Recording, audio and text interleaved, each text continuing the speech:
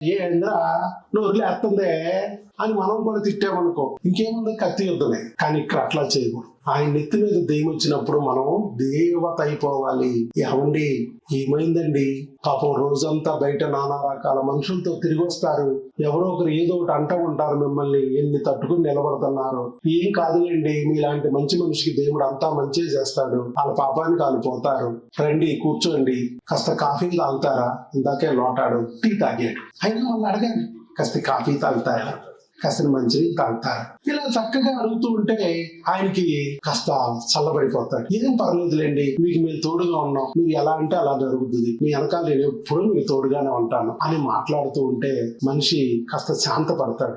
ఎప్పుడైతే నువ్వు దేవత అయిపోయి ఆయన పక్కన కూర్చుంటావో ఆయన నెత్తి మీద ఉన్న దెయ్యానికి సెగొచ్చేస్తుంది, అదేం పారిపోతుంది, మళ్ళీ నీ మనిషి నీ పడైపోతుంది. అర్థమైందండి?